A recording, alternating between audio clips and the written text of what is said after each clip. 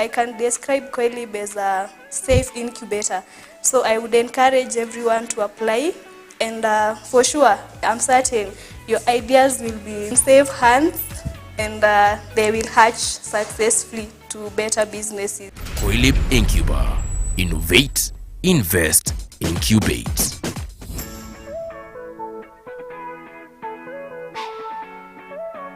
I want to recommend very highly Koilib to every youth out there who has an idea that they want to bring on board.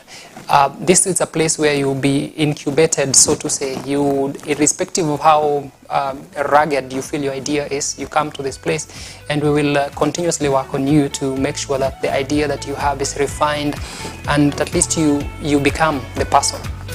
Koilib Incuba. Innovate, invest, incubate.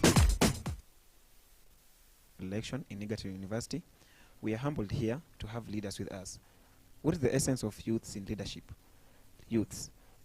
These are young people with us, and they help us with giving out new revitalized ideas on how to run the institution. With me, I have Mr. Philip Nyayo,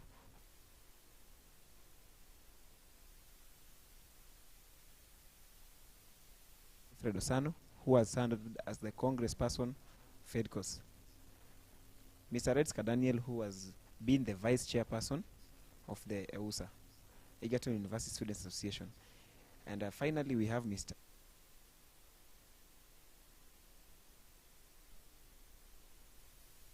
Club. And again, to some point, he has many other official posts and positions. Karibuni, gentlemen, and let's get started.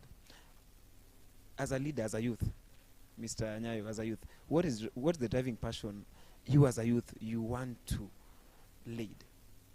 What's the driving passion towards you leading in different capacities?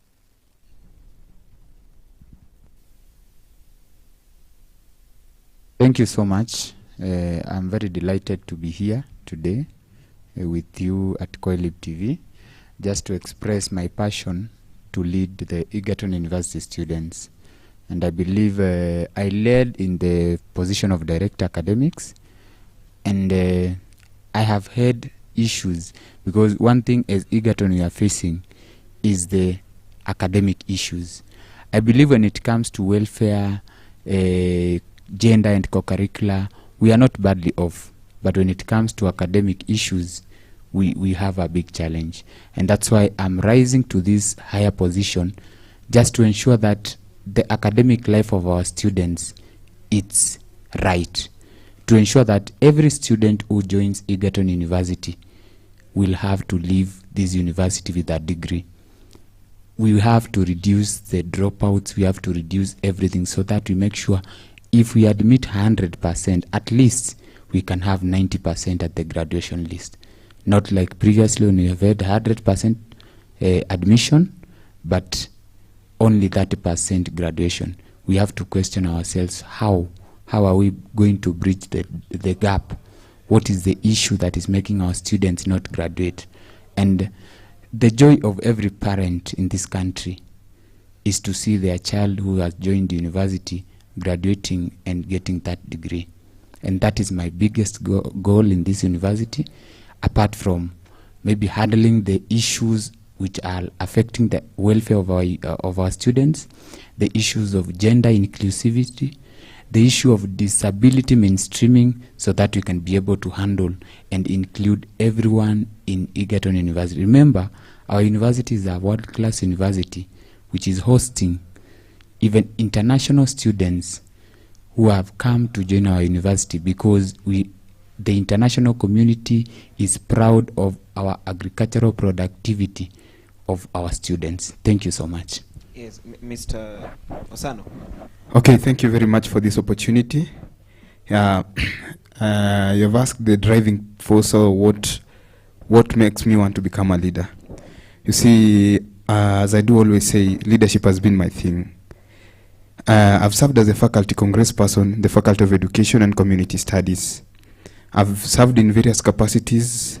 Back in high school, I was the school captain. And also I've served in my church. That is why I'm saying that this has been my thing.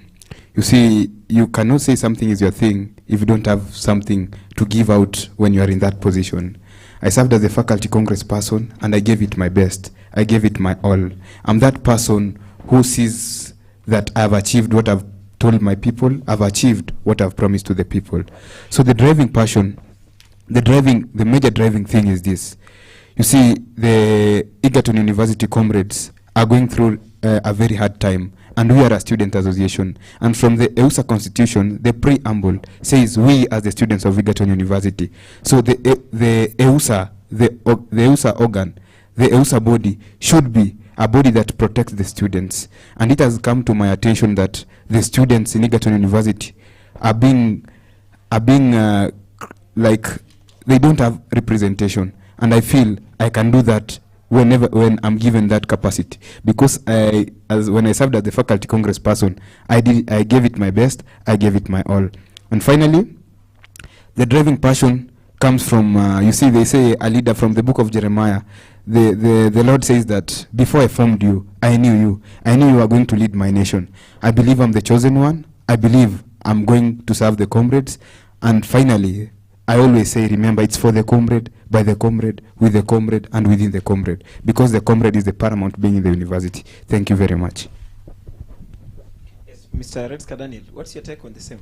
Oh, thank you. Thanks for having me here. I have been here before, and I'm glad to be here again. I like to think of myself as a resource mobilizer, as a volunteer, and I've done a lot to get here.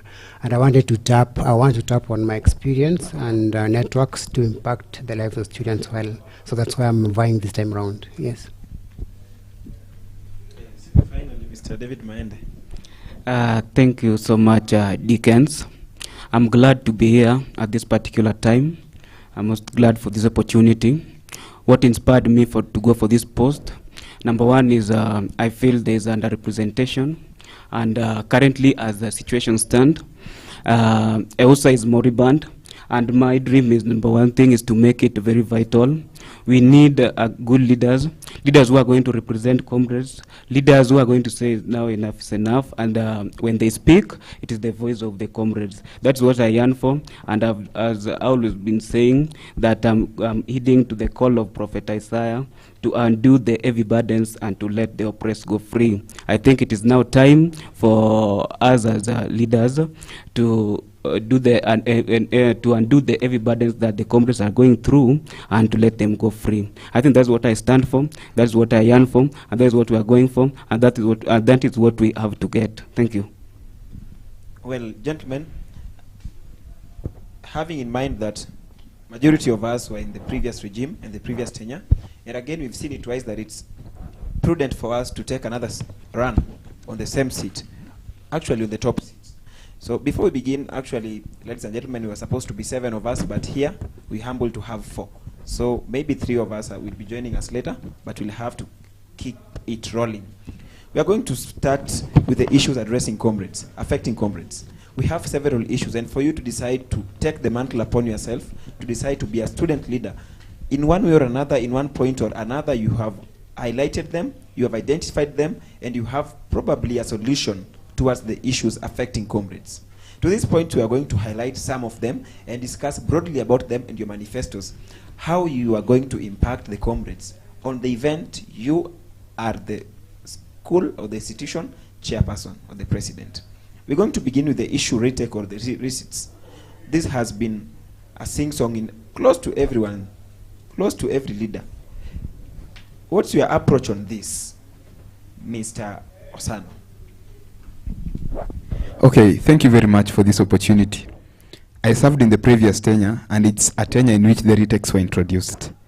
I acknowledge that, and I accept that they were introduced during our regime.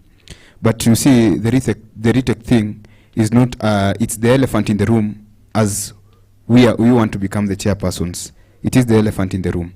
So, if even trusted by the comrades to serve them in the office of the chairperson, I have several approaches towards these issues. But you see, I'm that one person who can never promise somebody a heaven that I cannot give them. I promise my faculty members a heaven which I gave them. So if elected to become the chairperson, the retake issue is an issue which You see, if a person wants to vie for the topmost seat in this university, you must understand the organogram of the university. You must understand we have the University Management Board, then we move to the University Council, then we come to the Senate. The Senate, as it pertains to the EUSA Constitution, is where the chairperson sits. And you see, the Senate is, yes, it's a legislation organ, but whenever a decision is made in the University Management Board or the University Council, that decision, if the legislation comes from the Senate, where the chairperson is sitting, for example, you see, when I was in the previous regime, I can remember, I can quote my chairperson, the chairperson, the former chairperson, Madam Cynthia Wanini, was telling us, you see, whenever you go to the Senate, we have predetermined minutes. Whenever you go to the Senate, it's like we are being given something to disseminate. So that is what I don't like. I'm not somebody who can be told what to do. If it's not right, we should say it's not right. So I think we can change this narrative, because the retake issue, I cannot be a chairperson and I'm being told, go and tell your students to do this retake thing. So in this retake issue, the first thing we are going to do is this. The first thing we must let us accept we are in the university. We came to the university to learn. When we came to the university to learn, we must first start by sensitizing our students, asking them, please let us heed to the call which we are called to the university. We understand sometimes failure is not a choice. We understand the circumstances which come around failure. So the first thing, we should not start by lying to our students that we are going to wipe off even the receipts or even the retakes. I'm that leader who will stand by the truth. So we must tell our students, we understand there is this retake issue. First of all, let us read hard, let us learn. Then, if by any chance somebody has failed, we are not going to have this retake to be as punitive as it is. Yes, we can say we might say that somebody might proceed to the next academic year. In our portal, there is a section we have extra units. I remember having a chat yesterday with the president of Moi University. He was telling me that in their school, when somebody does a receipt and fails, they are added that receipt as an extra unit in their portal, they proceed. But the portal cannot accept you to proceed if you have not registered for that retake. So I think that is the first thing I will have to that approach. And on the receipt issues, I will ensure that the time when we are doing the receipts, we are going to make sure that time is flexible for any student. If the student may be in the traveling and all the costs. Yeah, that is my approach. Okay. Thank you. Mr. Nyayo, Philip, how will you take this? How will you approach this issue of receipt and retakes, now that it's a going concern across the institution? A very good question, and thank you so much for giving me a chance to explain this issue of retakes, because I believe it has been the order of the day in our university. And the issue of retakes, first, what is a retake? The retake is when we do our exams, we give time, the lecturers mark, and then they give us the results. In the results, there are students who pass and those who fail. The students who fail are given a chance to do a receipt. Okay? And when they do the receipt, now the lecturers again mark. And now, at the same time, there are students who now fail the receipt. And that's where the issue of retakes came in. And I'm glad to be here because it has been a big issue explaining to these students. Remember, as a university, we are under the Ministry of Education. And the Commission for University Education is the one that regulates all the universities in the country. And there was this issue of particularly Egerton University having 100% admission, but 30% graduation. Are we together? And that is the problem that made the Commission for University Education, which ranks all universities in the country, to come to visit our university and look at what was affecting our graduation issue. And the main issue was the missing marks and the failed units. And that's where the issue of retakes came in. And this started in 2018 when Egerton University was given 5 years to clear all the missing marks and the failed units. From 2018 to 2023, the 5 years elapsed. And even in the previous regime, leave around now our regime, the other regime, that was the final year when every student who had a failed unit was to come and do the receipt so that they can be cleared to move to the next academic year. However, we understand that from the responses I've collected from the various students, especially through their class representatives, there should be a different approach in this. Let the students, especially if you're taking one unit as a failed unit, let them be allowed to proceed and do this unit as an extra unit.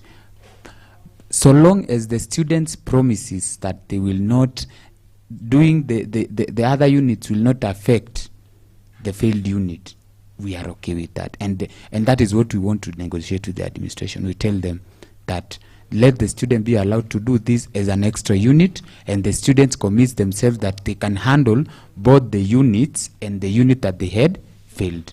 The other issue is about the administrative charges. The retake fee is very minimal. Actually, all the retake fees are less than 3,000. But now, there is this costs, administrative costs, which is close to 20,000. And that is where now the meaning of retakes now loses its relevance. Because I believe if someone has paid the retake fee, which is 1,000 per CF, which is less than 3,000, I don't see the need of us castigating the student to paying extra close to 20,000. Close to 20,000 for them to be able to sit for only one unit. I believe that is the thing that we can handle. And in my previous communication with the Vice Chancellor, we had a meeting with the Vice Chancellor together with the 6 of other SGCs, and we discussed this issue. And the message that they gave us is that retake was a leeway given by the Commission for University Education for us to clear our Fs and missing marks, and I'm very glad to say that our CODs worked very hard, and right now we have no missing marks in Egerton University. And our Vice Chancellor has assured us that come the next academic year, students will be doing receipts, because now we don't have the missing marks and we don't have specifically the missing marks, and students in their register, they have done their exams, and all the exams marks have been uploaded. So I think the issue of retake is something which is coming to an end. And again, to our students, let us see it. Let us not use this as a campaign tool. I believe every aspirant is using the retake to say the former director academics did not do this, the former director academics was paid to do this. I can tell you that I have never gone to bed with the administration. We only discuss, and once we discuss, we solve issues, both to ensure that the students are able to be comfortable enough, and also the administration is able to use the right policies. Thank you so much. Thank you. So to me, Mr. Nyayo, the outgoing director academics, you're trying to insinuate that this should not be a going concern among the aspirants. Yes, I can say that the aspirants should not use it as a campaign tool, because it's something that we have been handling it. And since we joined this association in May last year, we have been handling the issue of receipts. And I believe every comrade sees my messages and to see my communications concerning come and do retakes, come and do receipts. So the issue is, let's not use this against any one of us. It is something which is being handled, and for your information, from the next academic year, receipts will be the order of the day. Retakes were only given to clear our Fs and missing marks, and that's why Egerton was ranked second after University of Nairobi. Previously, Egerton was ranked 6th. Right now it is ranked 2nd, because our graduation now improved from 30%, we are at around 55%. And that is the joy of our students. Okay, thank you, Mr. Nyayo. Mr. Red Skadaniel, our former vice chair, considering the fact that you said that in your manifesto on issue academics, you're going to check on the issue special exams and receipts and these missing marks. And we have Mr. Nyayo here dismissing the fact and saying this shouldn't be a point of concern. What do you have to give us? I feel hitherto not much has been progressive in that light, because I feel like students who were part of our SGC, who are responsible for Okay, it was our collective responsibility, so to speak. But you see, in the Senate, for instance, where these policies are discussed and the pronouncements are made, I feel like the ones who are representing us there did not do enough. I pity and I feel bad for the students who have been caught up in this, who had receipts, retakes rather, and we are aware of circumstances that led us there. But I feel like going forward, this issue of retakes is forgone. So then, Kiongozi Nyayo here, my former DA, will attest to the fact that we were at the DVC Academic Affairs Office, even at the Registrar's Office over the same, and I felt powerless that we could not do much, myself as a vice chair, by virtue of not being in a position to inform policy change. And that's why I'm vying this time around, so that I represent students well in the Senate to discuss these issues at that level before it's escalated to the University Management Board. Yes. Yeah, thank you. Mr. David Maende, your take on the same, now that it's creating so much heat. Thank you, Dickens. First, I want to correct my good friend, the outgoing DA. We cannot say at the moment that the issue of retake it's not supposed to concern the comrades, because there is no official communication. There is no memo that has been given by the institution concerning the same, and we must discuss it now. We cannot sweep it under the carpet. I'm not going to blame any person. They were in the regime. They knew what they have done. I don't want to go deep into that. But we need to propose new policies. It is not time to bury our heads like the proverbial ostrich and wait for time to provide solution. It is us to provide solution. On the issue of retake, I'm going straightly to the EUSA Constitution. That is Article 16, sub-Article B. I'm going to take Roman 1 and Roman 2. If you read Roman 1, it says clearly that oversee and plan in consultation with the Senate students' activities for the promotion of academics, spiritual, moral, harmonious communal life and social well-being of students. Roman 3, it says that offer suggestion to the Senate or its equivalent on matters affecting the well-being of students. When elected as the EUSA chairperson, I'm going to offer what we call suggestion. My number one suggestion on the issue of retake, it is because it is the receipt that give birth to retake. I think if we can do our receipt well at a convenient time, I can assure you, Dickens, that we cannot have this issue of retake. I'm against this policy that receipts should be done when we are in our long holidays.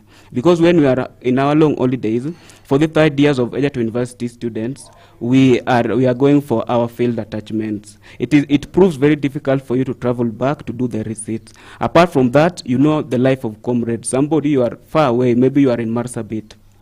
Coming back doing it might prove difficult. We need to do our research at a convenient time. That is the beginning of each academic year. That's, I think, the first 2 weeks, so that at least all comrades can have their receipts. And again, if that one cannot work, then again, we need to lower the cost of the retakes. And the way the outgoing DS said that we lower the cost, then we put the unit that you failed to do as an extra unit, rather than you defer all academic year. I think that is how we can give, that's the approach that we can give. But if what he is saying also is true, that the admin has done away with it, then we are going to be thankful for that, because what we stand for is for the good of all comrades. Thank you. Thank you. Moving to the second point of concern here, we have witnessed over the past class representatives complain about the remuneration, and it's across close to all of our manifestos, the class rep remuneration, and we were in office the other time. What is it that we are going to do different that we couldn't do the other time? Let me give Mr. Nyayo the head start. Mr. Redska, sorry, the head start on this. I think we had a lot of blame games around that as regards processing the names of the people to be paid as class reps. You see, it is a process because, for one, we have to identify these class reps. Or we budget, yes, but the budget should be informed by the number that we are having for class reps. So we have to identify them, then we forward their names for processing of the same funds. Last time I felt like there was a disconnect between the class reps, the congresses, the faculty congresses, the one in charge of the faculty congresses, and so it took time for us to identify who was supposed to be issued with those tokens. But I feel like from as early as now, of course we have database for which are the class reps that we are having, but I feel like we could make it clear from as early as now. We do send out, for example, a Google link, that a Google form that now captures all the details, so that we now get informed about what number of classes we are having, so that when we budget in an informed manner. And then when we are reporting back, at the first things that we are doing when we report back to campus, that is from long holidays for the rest of the faculties, we requisition for their monies. And the same way leaders are paid monthly, I feel, and that's what I intend to actualize, that even the class rep should be paid every other month, because they need that money for them to operate well. Yeah, Mr. Sano, now that Mr. Redska here is stipulating that there was blame games, and we were in the parliament, you as Mr. Sano, you are the member of parliament, and maybe you people saw this, or maybe passed a bill or debated over the same. What do you think you'll do different from what happened the other time to curb this menace that took place about the class reps? Okay, thank you very much. So the issue is this: I love saying things the way they are. That is me, that is Osano. I love saying things the way they are. We must acknowledge that these guys, the class reps, work like donkeys for the school. Without the class reps, the school cannot run. That one we must acknowledge. So in my regime, in my manifesto, there is a place for class representatives. You see, I was the faculty congress. I had that one-on-one touch. That one, I can attest to that. These, my seniors here, I can say this: my seniors here did not have that touch with the class reps. But I, as the faculty congress, I was the one who was to organize meetings with my class reps from the faculty. I could meet the class reps. I could hear the cries. And today, standing here, I can say that I tried to fight for my class reps. We tried to talk for the remuneration of the class reps. But sadly enough, these guys were not given what they deserved. So in my tenure, I'm thinking of doing this. For the class reps, the first thing we must accept and acknowledge they are working like donkeys. And 400 shillings in this economy, we must accept 400 shillings. You cannot buy even 2 exercise books. We must acknowledge you cannot buy even 2 exercise books. Yes, we understand there is this narrative that EUSA does not have money. The class reps, the school administration is having an economic backlash. Maybe we are dealing with that, but we must acknowledge 400 shillings is very little for the class reps. Imagine the guy buying credit, the guy calling. Even I had an experience with my class rep. The class rep had used a call of over 1,000 shillings to call the lecturers. So I think I will lobby for the increment of funds for the class reps. Maybe Dickens, a minute please. I will lobby for the increment of the funds, and also, yeah, we might not increase that much. Maybe even from 400, maybe to 600 to 700 shillings. And then the issue of timely release of these funds. And finally, I remember, let us not be egocentric leaders. There is this issue of at the end of every tenure, the EUSA leaders go out for an excursion. Doing my research, I found out that class reps only went out for a trip in 2018.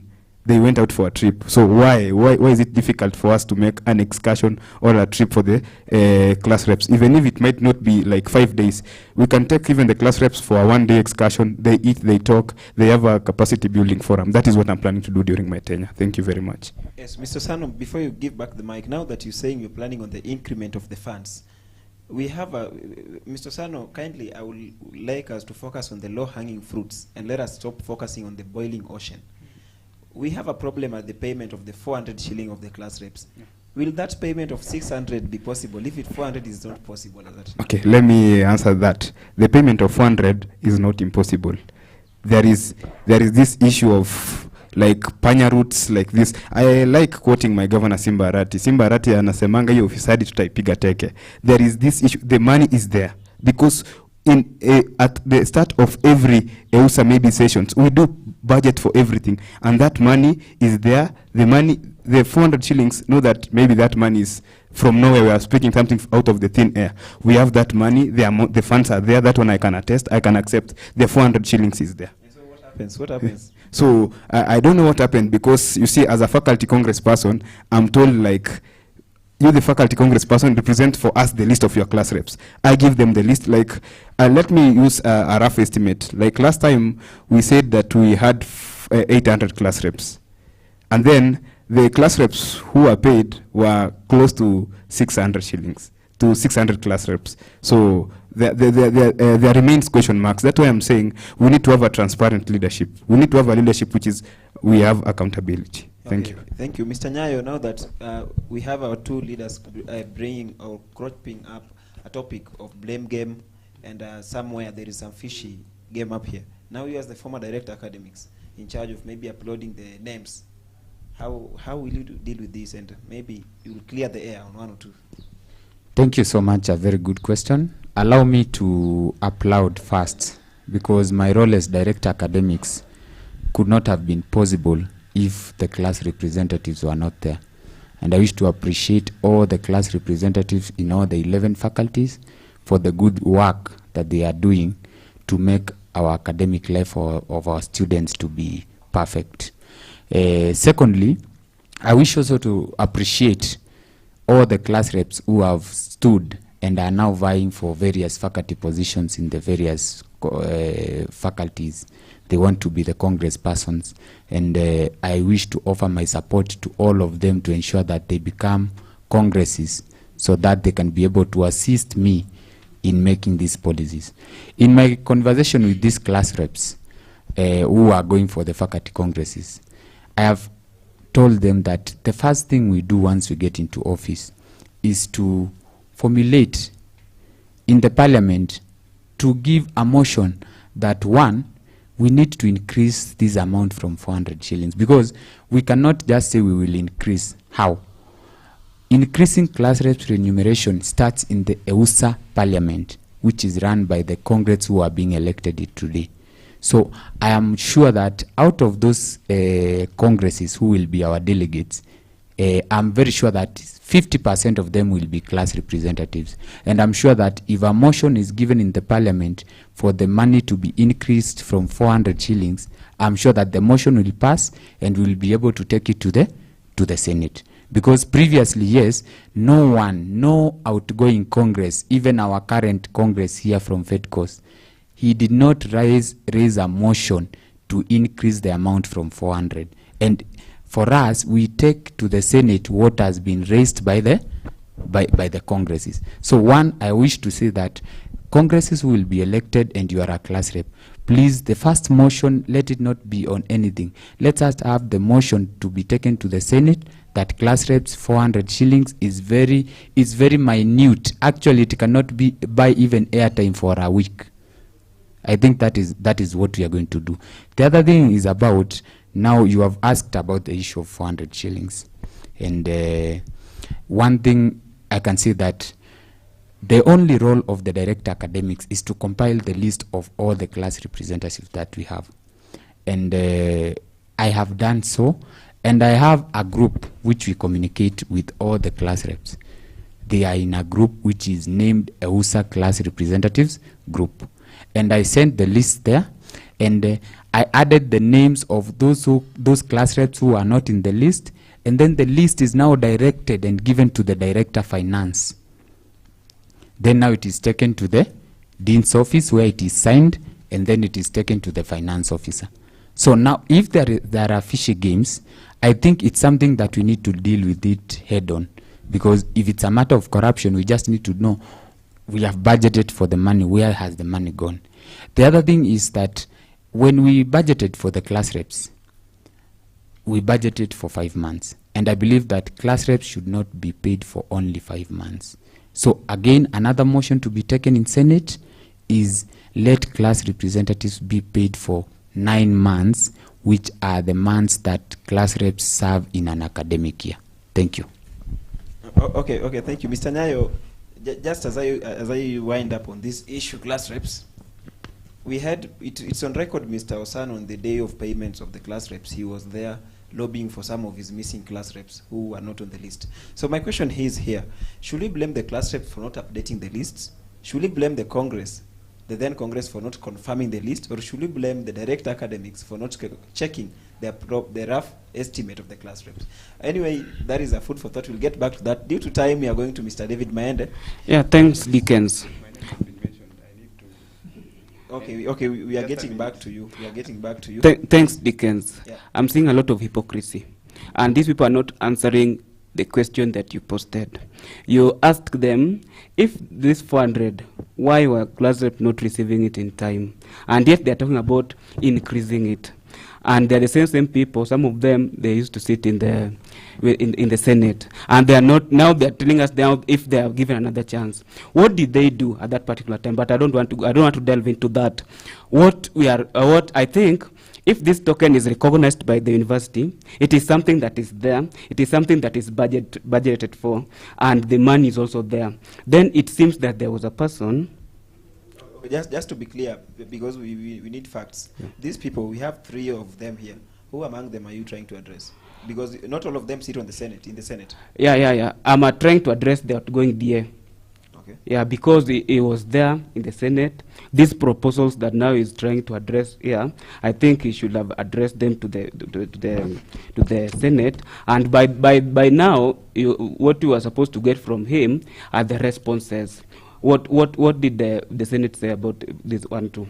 But now, I think when I'm elected, we are going to compile the list, and I'm going to work hand in hand with the Congresses to ensure that once this money is there, when it is budgeted, even if it is 200, even if it is 400, they get it in time. We cannot talk, and if there is another issue how we can increase it, because 400 is a little money, an amount of money, I think we are going to increase it. Thanks. Okay, thank you, Mr. Maende. Before your point is taken back, Mr. Outgoing DA, you are the Director Academics, and in one of our manifestos, we have one of our candidates stipulating that he's going to lobby for the extension of the portal closure.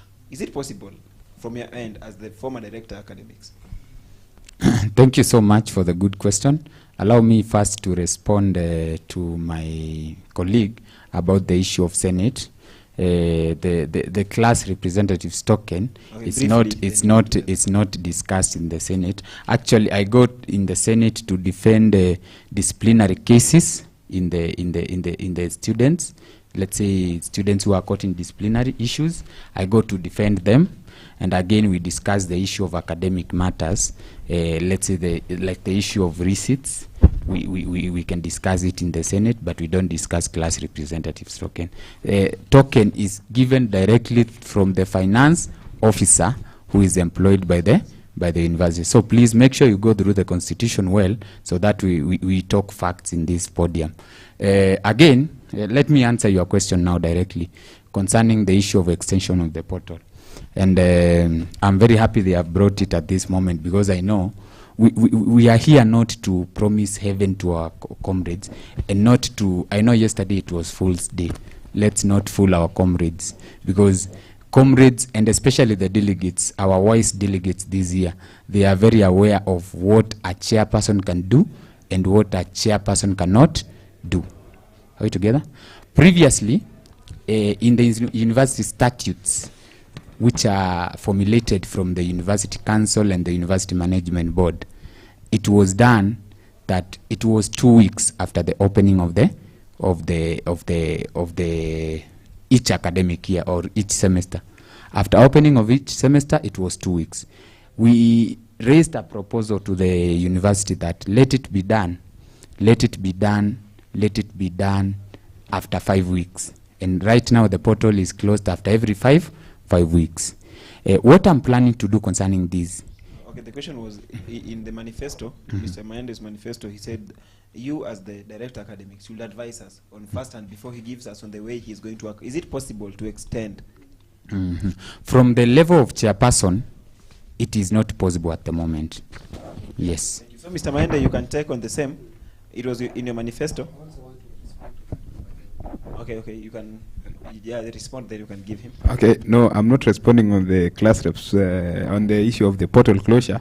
I want to respond on the issue of the class reps, because I think it's like we're sweeping away the topic before we hit the nail on the head. So the thing is this, Dickens, I said I'm one truthful man. Yes, I'm saying increment, and then I can hear my friend here saying I never stood for increment of funds. You see, the thing is this: we should not be lying to comrades, and we should not be lying to these class reps. Let us tell them the truth, what was happening in the parliament. I can remember there was a clip of mine circulating where we stood with the other former congresses. We were complaining. We were even complaining of the addition. We were even complaining of the requisition of the 400 shillings, which took, I don't know, 2 years to be done, the requisition. And also, the other thing is this. I also want us, we have said we should be sober in this platform. So I want the director academics to be sober with what he says. Because at first he said the class rep issue is, he will take it to discuss in the Senate. Then it's disregarding Mr. Maende. So please let us say what we know and what we are able to do. Okay. Thank you. Mr. I also feel that sobriety is missing, but now going to the issue of whether it is possible to extend portal closure. I feel like it is possible, by the way. We are limiting ourselves as students, as leaders. It should be possible because, for one, it is about policy that is there. And what we go for in the Senate is to influence policy change. I know we have agenda that are being discussed in the Senate, but one can even raise it up, then lobby among the Senate members, the CODs and all over time. So it might not be effective in this academic year, but in subsequent academic years, it could. But it requires one to start it, to propose it. That's what we are going to do. It's not possible if we don't limit ourselves. Yeah, Mr. Maende, now that it was on your manifesto, you can give us now the brief highlight on how you are going to do this and what is the reason behind your proposal on the same in your manifesto. Thanks, Dickens. In this world, there's nothing that is impossible. Everything is possible. It all requires courage for you to start, and I'm ready to initiate this process. Number one reason, 5 weeks is very limited. Several comrades, we depend even on help to pay our fees. And if you can recall, in the last semester, the portal was closed before help was disbursed. And that was a great injustice to comrades. We as comrades, we waited for any communication from EUSA leaders, but there was none. Mr. Maende, are you trying to insinuate the institution should wait for help to disperse the funds? No, I'm not for that. What I'm saying that we are going, the approach that I'm going to give this issue of the extension of the portal. Number one, we are going to pass it at the parliament level, all of us. Then I'm going to rally. I'm going to mobilize with the SGC. Then we speak with the same language. After speaking with the same language, together with my DA, who is going to be elected, we are going to air it out to the Senate, and I know they are going to understand the grievances that the comrades are going through concerning this issue of portal closure, and I'm very sure they are going to extend it. The way my friend, my brother Redska said, it cannot maybe possible this year, but what we yearn for foundations. We yearn for change for posterity, because that's why we are here. Maybe if it cannot happen this year, but at least even the coming regimes, they will find where to begin from. They will find a well-laid foundations. That is what I'm going for. We cannot yearn for this change when the majority of comrades are out of the university currently because of the portal closure. I think if you can extend it by even 4 weeks, then I think that one is going to be okay with the majority of comrades. Thanks. Yes, Mr. Roy, thank you for coming. We were on the issue on the portal closure, and we were discussing and deliberating whether it's possible for you as a chairperson to extend the closure. Having it on record yesterday that Mr. Nyayo said that there are 3 levels that you have to follow. You have to follow the Senate, the UMB, and then the Council. Is it possible for you as a chairperson who only sits at the Senate level? It can be quite difficult, to be honest. Without lying, it can be quite difficult because the rules that touch on academics, that's under DVCAA, once they are put in place, number one, we have to know it's also partly through the registrar. Now, these are the fundamentals as to why we're in school.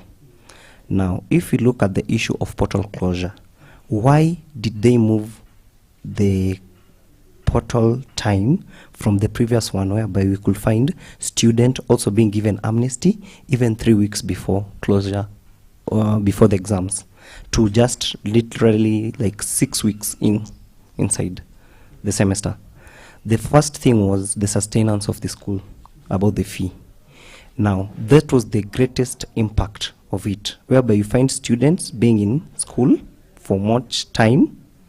Now, the thing that can probably, what I can start to try and lobby for, and I know it might work if we start lobbying for such, is at least probably if the university can accept the fee to be paid at least in 2 installments. Probably for the first 6 weeks, we pay at least 60% of the fees. Then we agree another time, probably 6 weeks later, that student now to finish the other remaining percent. You see? So if we move on such direction, we might find a place with the administration for the student welfare. Yeah. Mr. Nyayo, you wanted to say something? Then Mr. Redska. Thank you so much. It's a very good conversation that we are having, and I'm happy that the comrades are watching. One thing, when we went to the Senate, in our 600th meeting for the Senate this year, we raised together with the chair the issue of the fee payment. And the idea was the portal, at the Senate level, we are not able to change the statutes. I believe everyone who is vying for presidential aspirants knows what a statute means and knows that we have 3 cadres. We have the Senate, we have the UMB, and we have the council. So let us focus on that. They have said that, yes, we won't extend the portal, but they gave me one leeway, which really made comrades happy this year. Students who had genuine issues, let's say you have not paid because maybe you are a parent, maybe you had a deceased family, or you had financial crisis, you had a sick person, or maybe the money had not reflected, and that is really understandable case. All those students were advised to write a letter to the Vice Chancellor through the Registrar, Academic Affairs. And all students who wrote those letters were allowed for late registration. Again, our stroke 23s, they were all allowed, even right now, to pay their fees until the semester ends. The only thing that will happen, they have to pay for them to get their results. So I really did my best to defend these students, and I can see that this is the first time that students were allowed to do late registration, especially the stroke 23s. They were not affected, and a memo was circulated, and they will not be affected by the closure of the portal. We are now working on the next academic year. Thank you. Thank you, Mr. Nyayo. Mr. Redska, you had something. Yes. I'm glad Kengozi Roy is around. I thought he had left the race for me, but the rest of the two maybe have done the same. But now going forward, with regards to this issue of closure of portal, I'm glad he agrees, because what he says in essence, installments means that we are extending the portal somewhat. We had a benchmarking activity at Moi University and Massey University, where we could establish that they are allowed to pay school fee as late as 2 weeks before the end of semester exams. We don't exist in isolation as Egerton University. The financial situation could be somewhat similar with that of the other universities in Kenya. So it should go without saying that we as well could be allowed to pay as late as maybe a month towards before the end of semester exams. I pity and I feel for the first years, the stock 23s, and maybe the ones who will be coming in stock 24s, because you see somebody is coming from high school before they get even to the age of 18, they are not able to apply for help, and then we recently saw the circulated revised fee structure where fees are all bloated.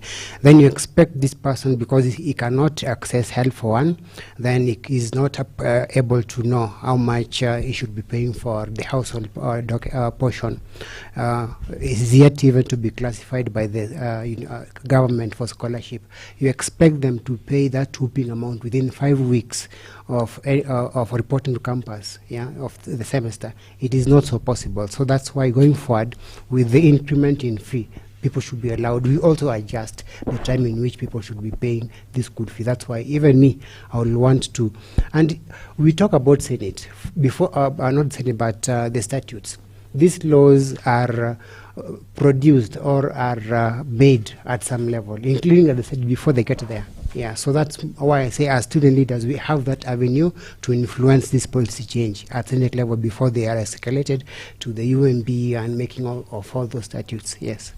Okay, thank you very much. Mr. Osano, your final take on the same before we move to the next point of discussion. Okay, so my take on the issue of the extension of the portal closure is this. The thing is this, will it kill you by trying? Okay, and another question, are the stroke 23s using a different portal from what we are using? So Kiongozi Nya is like you are lying to us. We have said the stroke 23s are allowed. Your point. Yeah, so not my point, okay, so my point is this. I think everything is possible in this world, the way the other leader said. So I think my take on the issue of the extension of portal closure, yes, we are saying everything is difficult. You see, and I can I remember where we were getting in. I can remember Professor Kai's words. He said that we as leaders, we need to be very smart upstairs. You see, we as leaders, we need to be very smart. We should not be having a fixed mind. So I accept and I concur with the Kiongozi on the issue of the extension of portal closure. There are other universities, bigger universities, because we are in that caliber of the bigger universities. So also for us, it's not a very difficult thing. The problem is we are oppressed, and we are the ones to get people out of oppressed. So if you are the only hope of the students, we are the only hope of the students. Where are we trying to make the students hopeless, and we are their hope? Okay, thank you. Mr. Roy, on your side, on many occasions we've seen the EUSA release maybe information, and if you confirm with maybe other institutions, maybe the chairperson will be disseminating information, and we'll be seeing a banner behind or a logo behind or something to show that this one is EUSA. On your take, what will you do now that on the record we've never seen such in EUSA? What will you do with the branding, with regards to the branding of the association? How are you going to brand EUSA? Okay, in regards with the branding of EUSA, number one, the first thing that people should know about matters branding, one is the marketability factor, because branding and marketability is one thing. Now, if we don't have such a docket here in our institution, because I believe it starts with such time that we are here, such matters like this time now in COILIB. You meaning the marketing department? Yeah, the marketing department also. You see, now, the marketing department, number one, also its role, we have to find a way that we integrate at least a student who has that capacity. Now, if I become the chair, I will have to ensure we have at least a student whose role will be marketing. And the media role, we have had example personality like Ihoro, like you, Balozi. We should have to recognize you people first. Then now we move to the SGC as a whole, people to be doing their role. We need to see the SecGen giving the timely release of official information. Not seeing, example, vice chair releasing, or example, somebody under welfare releasing information without the SecGen. You see, branding starts with duty, diligence, and acceptability and responsibility. If we start taking this step by step, having people know that the official information is coming from such and such a person and such a time. Trust me, Egerton will be great even without the logo. Now, matters logo. As long as we become the official people in the SGC, I will ensure we have categorically clear. The SecGen will have his own logo. That one will have to implement a bill that we have to face, so that the SecGen is the face of the SecGen. The vice chair is the face of the vice chair. Chair is the chair. You see, if we have such bill passed, trust me, branding start bringing responsibility and respect and grandeur. Thank you. Okay. Thank you very much, Mr. Roy. Mr. Maende, what's your take on the same? With the issues branding of the EUSA, how will you make sure that someone out there feels that EUSA is there? Thanks, Dickens. I'll begin by saying first, leaders are very ignorant. That's the first thing. And for us to rebrand EUSA, we first do it with the leaders. The ones that have served, we need to let them just go, that we get new caliber of leaders. From getting new caliber of leaders who are going to come with the new ideas, I think that's the first thing that we are going to do. We can do marketing, we can do all those sort of things. But if we are going to have the same faces there, I want to assure you, Balozi, there's nothing we are going to do. But if we are going to get different faces, people are going to come with an independent mind, then we are going to have. Okay, my question was not whether we should do away with the faces or not. My question was, how are you going to market EUSA? How are you going to brand EUSA? Number one, assuming you are the president. Number one thing, I think there's budget that's allocated for EUSA. In that budget, we're going to work with the marketing department. We are going to make a banner for EUSA, so that anytime we are giving any press or any information, the banner is there to symbolize that there is EUSA and there is a body that fights for comrades. And on the issues, I had my good friend Roy talking about the issue of the flow of information. I think that also each and every person is going to stick to the role as stipulated in the Constitution. Okay, thank you. Mr. Redska, give us your take on the issue branding of. Yes, there is the issue of principles of separation of powers. Where I was reading the Constitution, I see that Article 30, sub-Article 3, D, as regards the role of the SecGen, we are told that he's supposed to be popularizing EUSA through awareness campaigns, web links and all that. I will not want to have him do it in isolation, because I believe in teamwork, and I will want also to come in and do it alongside the SecGen.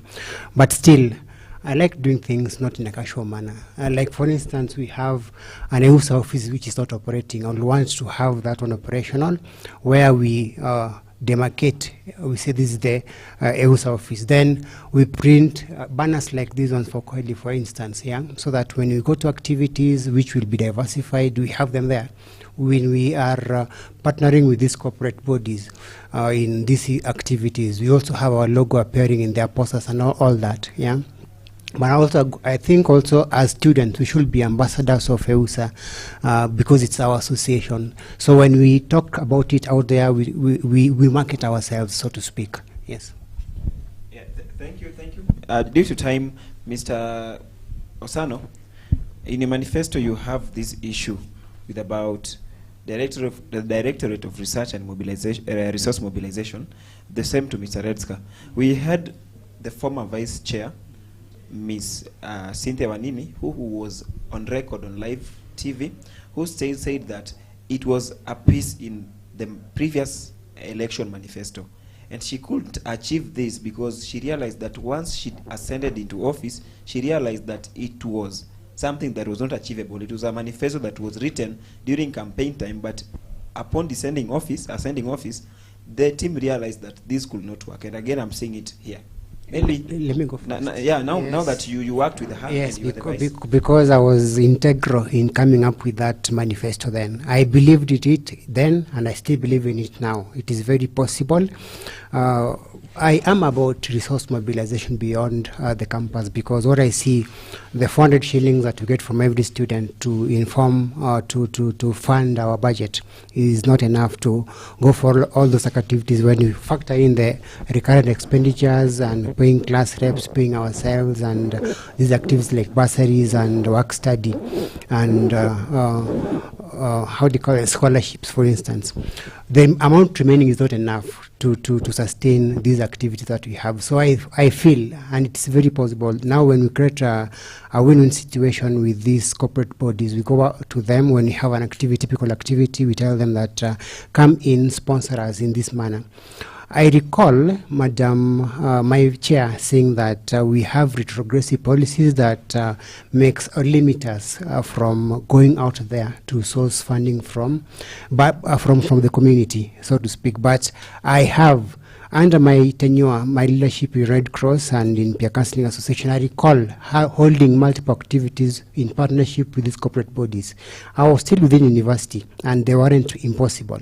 Why then would they be impossible in terms of EUSA? And that's why I still believe that it's possible to resource mobilize beyond the campus. In fact, one of our previous events at EUSA, we saw Sprite, Coca-Cola company, coming in to sponsor us. Yes, we have the issue, TagDev, CoilLib, CSAM, and all that partnering with us. I still feel that it's possible still to resource mobilize beyond the university, yes. Mr. Osano, your take on the same number, it's in your manifesto? Yeah, it's my manifesto, and it's among the first manifestos. So the thing is this: first of all, as a leader, you must be a brand yourself. You must be a brand. You yourself, you cannot start branding something before you know what is branding. So you must brand yourself to look like a leader. So, I know even my seniors here don't know that during my tenure, we did branding for the Faculty Association. I did branding for the Faculty Association, and as I speak today, you can visit the Dean's office. We have done branding for the Faculty Association. We have done we have banners for the Faculty Association. So I did branding, and the problem is this: I loved visiting the office because people don't. How did you do the branding? Okay, the brand. Yeah, so that's where I was going. So I loved visiting the Directorate of Research and Resource Mobilization. Professor Kimruto is a very approachable man. He's a man whom you can sit down and share ideas. You see. At some point, he was asking me, so why don't you guys like visiting my office? So the thing is this: we don't know how to utilize what we have as a university. We don't know how to utilize what we own as a university, what we own as because he told me, you are a student association. You are supposed to be the pioneers. You are supposed to be the people who are selling out our university. I remember having a talk with him, and he told me, when we sit down with you here, you can see a lot of resources we have in the university. We can look on ways on how to resource mobilize. So at that time, he linked me with a corporate association, which helped us in branding. Even they gave the finances, because we talked with the assistant manager of the KCB Bank. They were also in association when we had that seminar of the faculty. That's where we got we got the funds, and we got the various ideas on how we can brand various things. So I believe I have done that in the past, and I believe I can do that. That's not a very difficult thing to achieve. Okay, Mr. Nyayo. Thank you. On to resource mobilization. My idea on the issue of resource mobilization is to bring the comrade aspect in this whole scenario. How will I bring the comrade aspect? We have very many stalled shops in this university, and actually in the Nakuru City campus, we don't even have a single shop. So my resource mobilization idea starts with us reopening the current shops, and we already have a proposal which I took part in, and it is already at the University Management Board being discussed for us to be allowed to reopen the shops. And these shops are going to be opened under one condition, that they will not be run by the private sector. They will be run by comrades themselves. We also have an idea that the funds that will be got from these shops will be used to assist the students in terms of meal cards, work study programs, and also the bursary programs. That is through boosting the EUSA budget's allocation, because EUSA is budgeted amount of money which is not able to even increase the amount of bursary from 4,000 to a high amount. Thereafter, after now we do internal mobilization of funds, we will now write proposals, and that's why we are having trainings on our students on how to write proposals, so that now the private sector now can come in. We don't want to exclude the private sector. Can now come in. We have the Coca-Cola, we have the Safaricom coming and now chipping in into our activities, so that now we can be able to increase the welfare of our students. Because even if we mobilize funds, we are not mobilizing them for ourselves. We want the comrades to benefit from this. The shops, let them be run by the students through our various clubs and associations, so that we can be able to get more funds for our students. Thank you. Okay, gentlemen, we have this going concern across every one of us. We're talking about this issuance of meal cards and bursaries. Majority of us have been in the EUSA docket, and we have participated so much in these issues of the bursary and the stuff. And what's your take on the same? Has there been any sideline? Yes, of course, we have Mr. Osano here saying fairness in the distribution of bursaries, especially for those in Faculty of Health Science and NTTC, who are many a time sidelined. We have Mr. Nyayo, who has also spoken on the same. And I believe Mr. Mind has also talked on the same. And again, taking on the same, as a chair, we know that we have our duties, and that we have vice chairs who are going to be with us. In the previous regimes, we've noted that maybe in one way or another we don't work as unison as the executive. Maybe the vice chair is sidelined and assumed. How are you going to make sure you maintain your reputation and relation with the vice chair to ensure that you achieve the end goal at the end of the day? Okay, first, I will want to say this. My vice chair, Nemo, is somebody who's very good at teamwork. Since the very first time that we met with her, and she complements every bit of my step with diligence. She takes things step by step, and we've been working all through for the past 3.5 months. Now, this relationship that we built with her was not even first political. Now, once we entered the political phase of it up to now, I can assure you, I always give her an ear, and she always gives me an ear. Now, when matters, we say meal cards and bursaries. In my manifesto, I want to scrap off meal cards. Because, number one, they come at the very end of the semester, and they take a little bit of money. At times, even these people who issue meal cards remain with nearly 10 or 15. Now, it's only for probably a meal. So, Comrade Mwenyasha Inama, for over like 3 months, he has to only eat that one meal. And if you add the calculation, it might add up to nearly 300,000 that was issued for the meal cards. Now, what if we take these 300,000 and we look at the most needy of us at the class level? We use the class reps. The class reps know that student, one student, two, they always have to, at least as a class, look up kitty for them. You see? So that if we can get at least just 200 students or even 300 and then pay for them maybe just supper for the whole semester, I believe that will work better than the meal cards. Now, on matters of fairness of disbursement of bursary, if we look at somebody, there's something called equity. Now, if we mobilize this thing at class level, at faculty level using the Congress, being checked by the class reps level, you see, then for the students that have been given up through, because this will be the function mostly of the vice chair, if there's a screening, these students, we have to look through their M-Pesa records for the past 3 months also, so that we don't get people who are well better off getting these meal cards. So that type of screening will start preventing these issues of unfairness also. If we look past these M-Pesa records, because we believe needy students, not necessarily these people who lose their Don't you feel like getting into someone's M-Pesa record is breaching privacy? Not really. If they're in need of bursary, then they shouldn't say it's privacy. If they're not in need of it, then they stay with the M-Pesa record. But because that will be the one legal way of knowing if these people's float are really ensuring this issue of people who see people have money and they get it and people don't and they get it. That's a way of countermeasure. Yes. Thank you.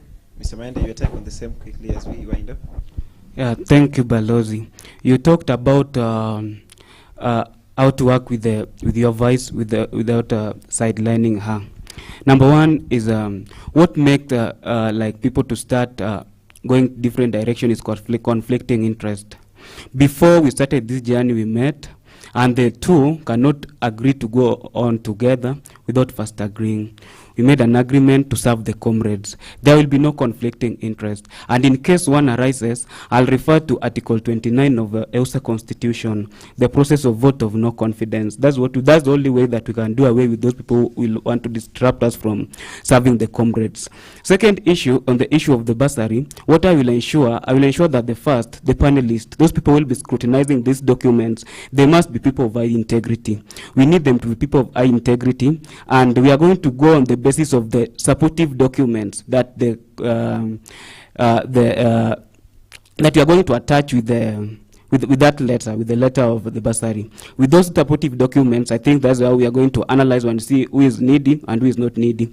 This narrative of making phone calls or knowing somebody, this one must come to an end. Once I'm elected, that one I can assure you is going to come to an end. The supportive document is going to what we are going to work with.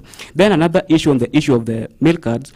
Number one issue, as the way the DS said, that we need to mobilize the resources. Once we can get the resources, number one, my first priority is the mess. Our mess is not serving us as comrades. There are a lot of millions of shillings that we are taking to Njokerio and Gate.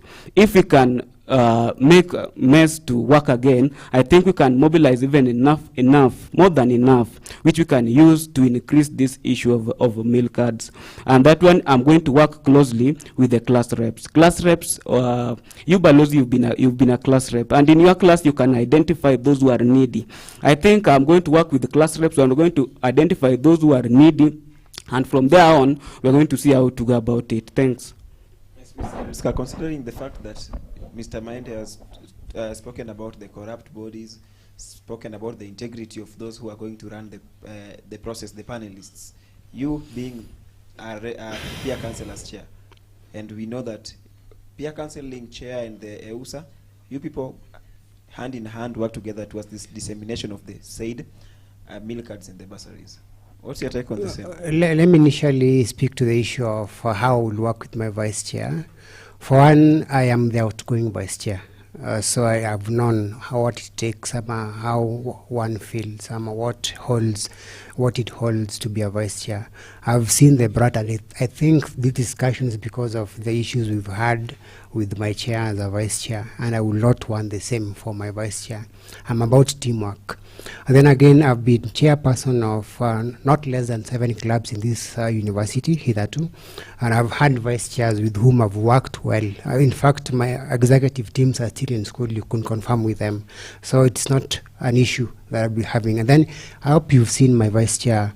You know her, Madam Jemima Moodley, who is also somebody who is mature and objective about her leadership. So I know teamwork with her will be so nice for us. Then number two, with regards to bursaries, and when I was the chair of Peer Counseling Association, I sat in the panels for reviewing people who had applied for these bursaries, and I'm glad even last year, by being the vice chair, I was responsible for bursaries and meal vouchers, all that. My Kiongozi is here, Kiongozi Osano, Kiongozi Nyayo DM, had a chance to sit in these panels to see what happens. And a typical panel has a student counselor and has a student leader and has a peer counselor. And all these people do award the interviewees marks based on a preset rubric, so that nobody could say that I'm awarding you 100 marks when the others have awarded you 50 marks. I think at that level, it is fair. Unless now somebody could manipulate the outcome later, which is also not so easy, because the chair of these panels is a student counselor who is an official in the Deans of Students Office under the Counseling and Chaplaincy. I think they are people of high integrity. So this discourse, this discussion, this narrative that they are influenced, that peer counselors are the ones who are influencing these outcomes, bursary outcomes and leaders, maybe there might be few elements, and going forward we'll want to look at the integrity of the people we are putting in these panels, so that we are objective as regards people who are receiving the bursaries. Yes. Thank you, Mr. Redska. It's heating up, Mr. Osano. Okay, thank you very much. I was the Faculty Congress, Faculty of Education, which not in my view, even statistically the biggest faculty in this institution. And I'm very, very saddened to say that for sure the issue of milk card distribution was not done to what I expected as the faculty congress person. First, I will start with the milk card, then I'll move to the bursaries. The milk cards, I remember while we were in parliament, first of all, through the office of the director welfare, we were asked to give out the names of the needy students. Yeah, we wrote the names of the needy students. You understand, when you are with a big faculty, the numbers will be high, and we were given meal vouchers which could not cater even for half of those students.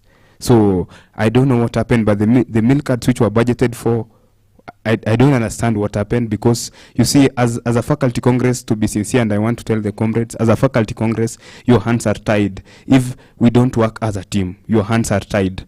But I tried, I championed for the meal cards that I got, but I really feel that, you see, the vice chairperson deals with this issue of the meal cards. And before, the vice chairperson, to be sincere, according to the USA Constitution, I don't know, it's, I think Roman 6, the vice chair deals with the issue of the meal cards. The thing is this, you know, when you are choosing a vice chairperson, first of all, you must sit down, you must talk, you must understand, you see, we all have diverging ideas, but we must sit down, then we talk, then we move, and you know, we must embrace a leadership, because my vice chairperson, Madam Faith Mawia, she's like a mother. She's a person who understands the needs and has the comrades' interest at heart. That is what made us to have converging ideas. So the thing I'm saying is this: the vice chairperson should not be overshadowed. The vice chairperson should not feel like the chairperson is the overall say. You see, when you are a leader, you must ensure that even your vice chairperson has a win-win situation, because when we are running for presidency and vice president, this is a joint ticket. We, all of us, have a determining factor in this election. So in the milk card distribution, I will ensure that we work as a team, we must include our faculty congresses. Because in the last regime, I can attest that we were not included in the issue of milk card distribution. We were just asked to give the names, and then we were given maybe, I don't know, a quarter of the milk cards to distribute. Then finally, on the issue of the bursaries. Just to make clear, who gave you the milk cards? The milk cards. I was given the milk cards through three different channels. The first person to give me the milk cards was the director welfare. Then the vice chairperson gave me the milk cards. So I was given the milk cards through two different channels. So he performed his duties? To some extent. You see, there is you see, I like giving credit to its due. Yeah, so he gave me milk cards because I went and complained to him, and he can attest to that. I told him, Mr. Vice Chair, my people are complaining, I've not gotten some milk cards. So he gave me some milk cards, but then they did not solve the problem. So we should face this thing head on, and we should have that equitable distribution and across the faculties. And on the issue of bursaries, you see, the Vice Chair, that is where I disagree with him. The Vice Chair did not want to include us in the panel at first. We as the faculty congresses, we felt that we should be included in the panel. You see, this thing should not belong to the... It's not a blame game. It's what are you going to do with regards to the issue milk cards? So the issue of milk cards, the first thing I've said, I will ensure that we include, you see, all the 11 faculties bring about Egerton University. Egerton University is made up of all the 11 faculties, regardless of your faculty having 5,000 students. So we are going to sit down with these faculty congresses. We will have a meeting. Then, if they are presenting the names to the director welfare, they should also feel that the chairperson is inside there with the vice chairperson. Yeah. Okay. Thank you. Finally, Mr. Philip. And the bursary issues, as I finish on the bursary issue, you see, the bursary thing.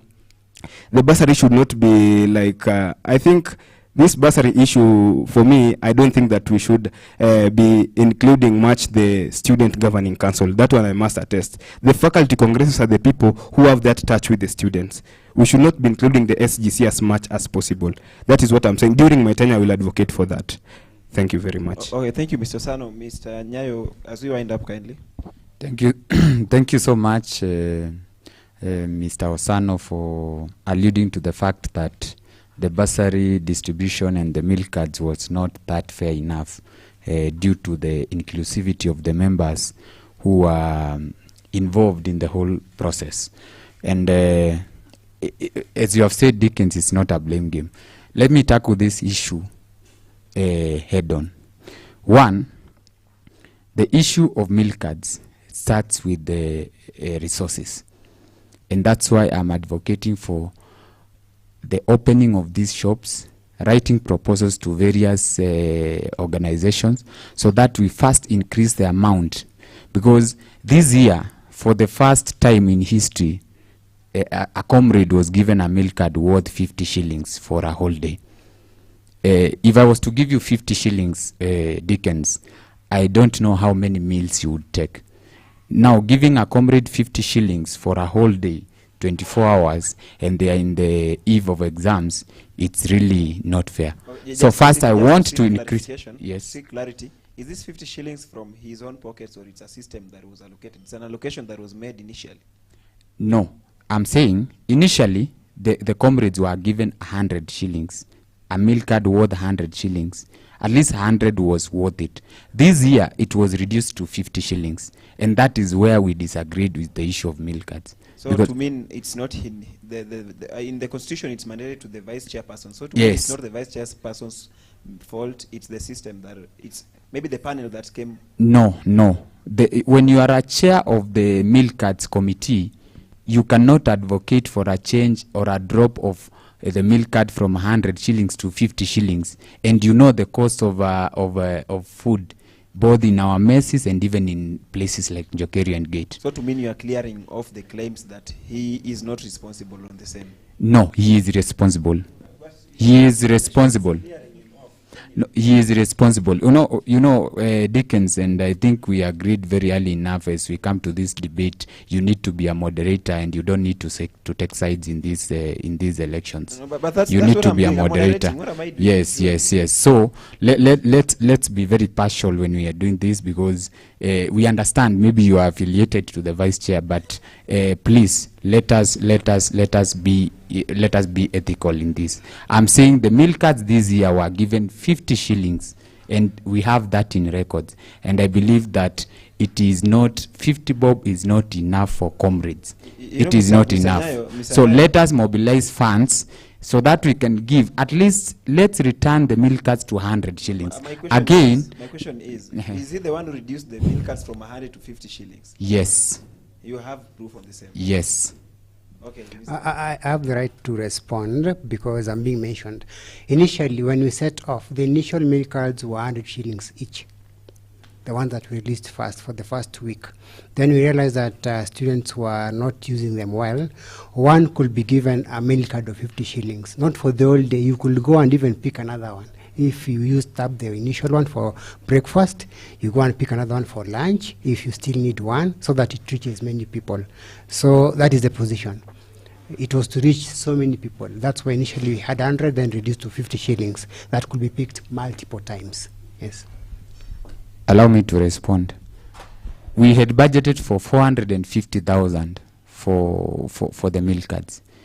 No student could be given more than one meal card. And students are there. We were going out here, and I know they are watching.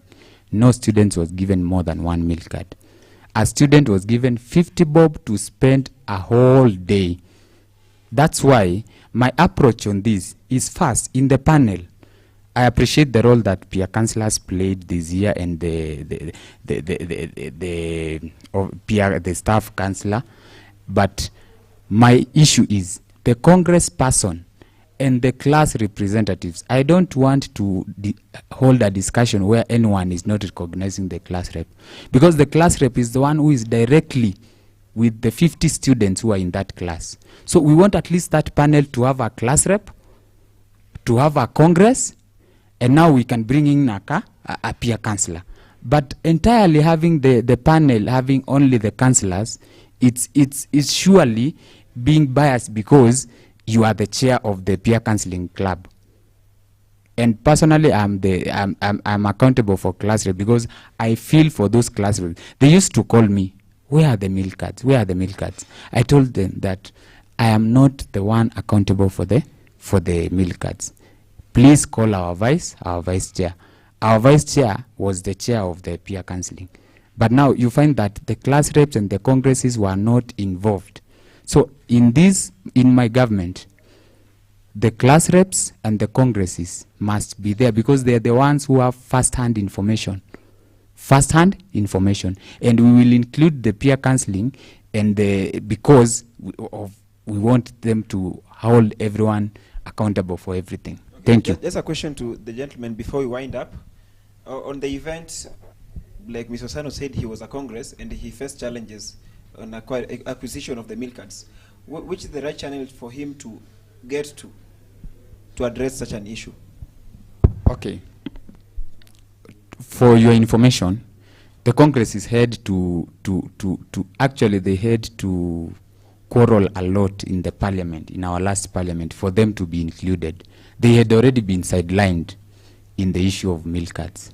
So whom should the Congress complain The to? Congress should first, before even going to the vice chair, the Congress should reach out to the Director Welfare. And I appreciate the efforts of our former Director Welfare, Dr. Livia Nyakundi, because of what she did. At least she stood in for the Congresses to be involved. And Kiongozi Osano is here. She is the one who stood in for them to be included in the panel. So the right channel is first, Congresses to reach to their class reps to give them the names of those who they feel in this class they are needy. Then now the Congress will take this issue to the Director Welfare. Then now the Director Welfare will now involve the Vice Chair. But this time round it was a reverse mechanism. Okay, gentlemen, Roy, give us the parting shot on the same as we now finalize. Okay, thank you. Number one, I always love to call a spade a spade. The role of the milk cards is under the vice chair. We have to first accept that. Now, if somebody will come here and say that the issue of milk cards has many issues and start masquerading it all round, fact is, we all knew what happened.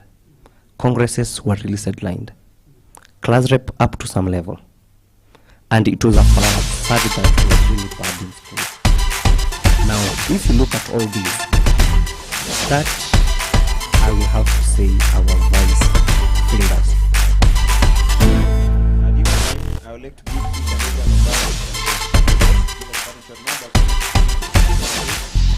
every you as the SGC leaders, you are going to be voted in by these contestants who are vying today, who are being voted in today, the delegates. So give us two parting shots. What do you have for them as they are voting today? And then what do you have for the Egerton comrades as a whole, as a fraternity? Let me start by Roy.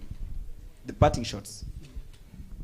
Number one, let's stand up in large numbers because it's still time to vote. Let's vote competency. Let's vote, also look at our track records. Very well. After this, if I'm chosen, because I believe I'll be competent, awards. Now, what thing I'm going to do to students is transform this university. I will not stand for anything of this sort. And I believe my vice and I, and the SGC that will be chosen, we are going to transform. Thank you, Dickens. I want to encourage my fellow comrades to turn out in large numbers and vote. Let them vote competently. And after voting, also I'm very sure that even the delegates and the Congress who are going to vote us in, they also need to focus on the competency. Let them not vote a leader based on the tribal line. This time round, we need to change how we do our things. We cannot be doing the same thing the same way, then we expect different results. We need a new team, we need a new blood, we need a new face who can bring some changes, and not changes for our time, but changes for posterity. And this is what David Obiamo Maende stand for, and that's what we are going to get. Thank you.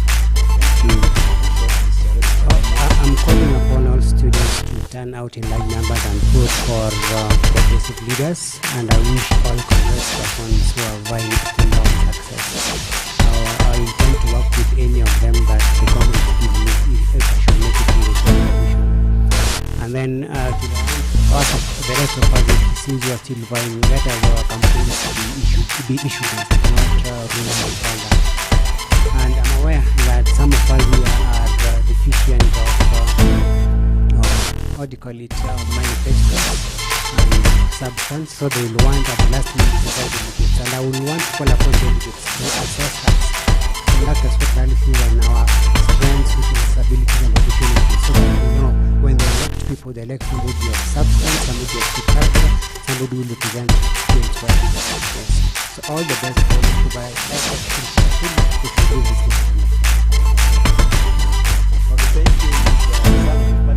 Okay, thank you very much. So I encourage all the voters to turn out in large numbers.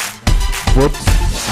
I'm saying yes, vote for competence, but this issue of competency, let us leaders first vote for competence, yes, but vote a leader who is approachable, vote a leader who does not have a system surrounding him or her. So ensure you vote for a leader who you can approach, a leader who can tell your problems, a leader who will not vanish immediately after election.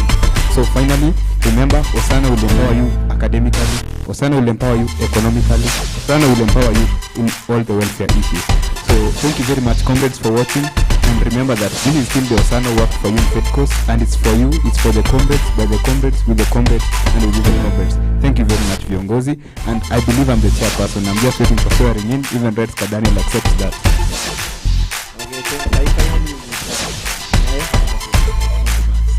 Thank you so much. I think I will give the same parting shot that I did in yesterday's presentation. A quote from John Manfred, that a leader is one who knows the way, goes the way, and shows the way. To our comrades, I know there are those who experience issues of registration. It is still open. You can still register and vote. Vote for the best leaders at the faculty level, those who will advocate for your needs, and also those who will come to choose hands to select one who will become the chair, not based on tribal politics, because we are really, as Egerton University, we are a world-class university, and we are against anyone approaching ability based on the tribal basis. I believe it's not good for a leader to call a meeting and tell this certain tribe, don't vote for this other guy because he's not from the tribe. We are really against that. Lastly, I will work with each and every leader that you will elect, so that we can be able to have fair distribution of these bursaries, meal cards, and everything. So I believe I will be the chair, and I will be sworn in on Friday. Thank you very much. Thank you very much.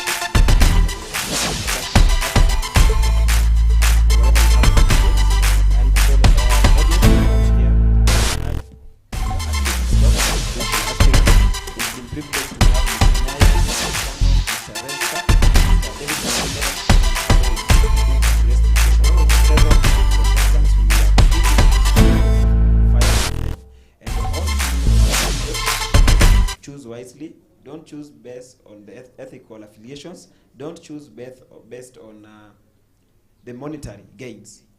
Choose leaders who will lead us tomorrow. And on the electorates who are here voting today, all the best on your side. For the cameraman and the whole production team behind all this best production, thank you very much. I was your host, Dickens Omolo. Till next time, thank you.